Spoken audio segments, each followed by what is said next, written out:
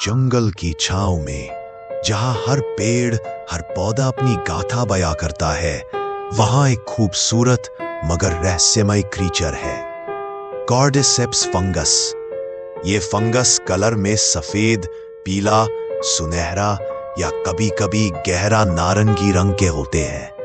ये दिखने में पतले, लंबे, सतरंगी स्टेम्स की तरह दिखते हैं, जो जमीन या डेड एंड से निकलते हुए एक प्राकृतिक दृश्य प्रस्तुत करते हैं।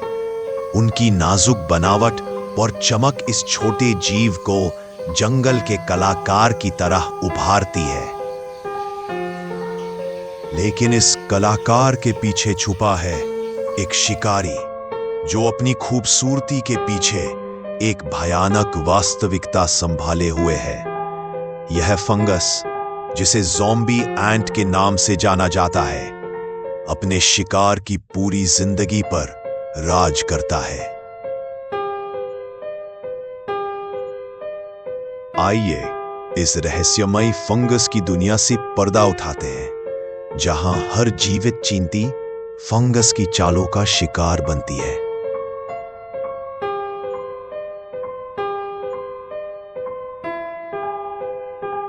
गहरे ट्रॉपिकल जंगलों में एक ऐसा पैरासाइट फंगस पाया जाता है, जिसका नाम है ओफियोकोडप्सिस यूनिलैटरस, जिसे हम सामान्य भाषा में ज़ॉम्बी एंट फंगस भी कहते हैं।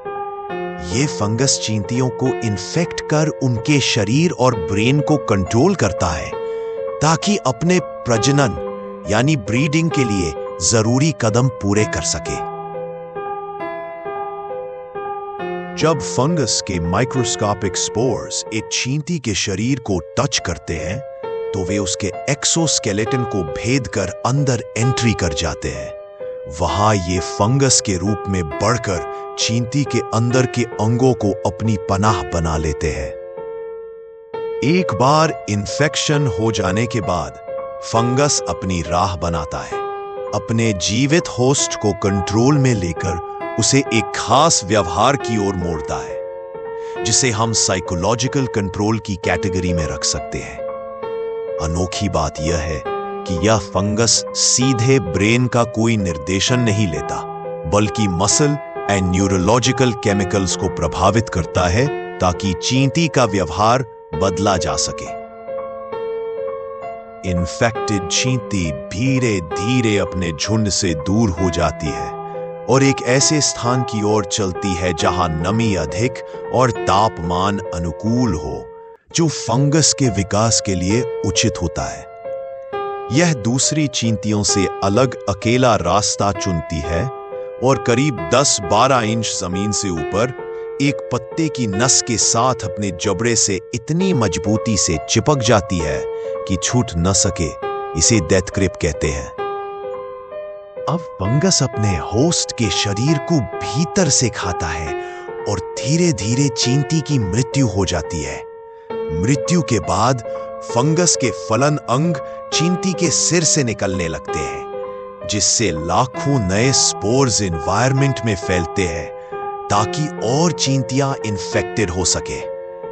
यह प्रक्रिया इतनी ऑर्गेनाइज्ड और चुस्त होती है कि हर फेज पर फंगस अपने जीवन चक्र की सुरक्षा करता है और मेजबान के व्यवहार को पूरी तरह नियंत्रित करता रहता है।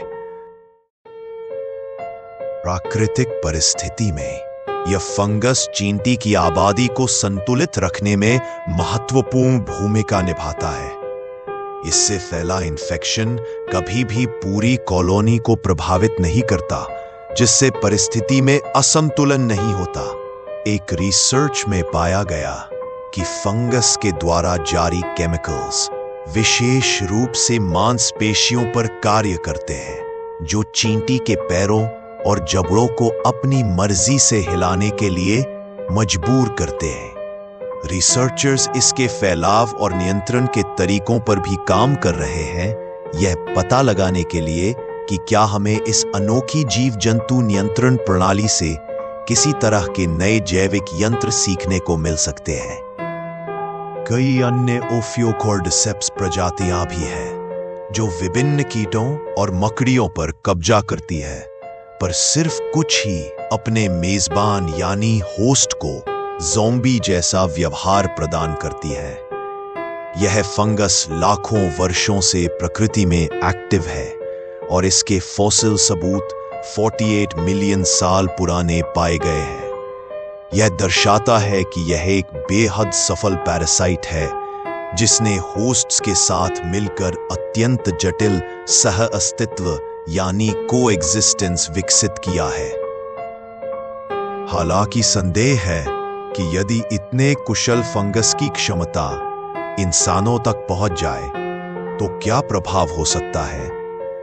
यह सवाल अभी भी रहस्य है, लेकिन विज्ञान इसे समझने के साथ साथ रोकने के उपाय खोजने में जुटा है।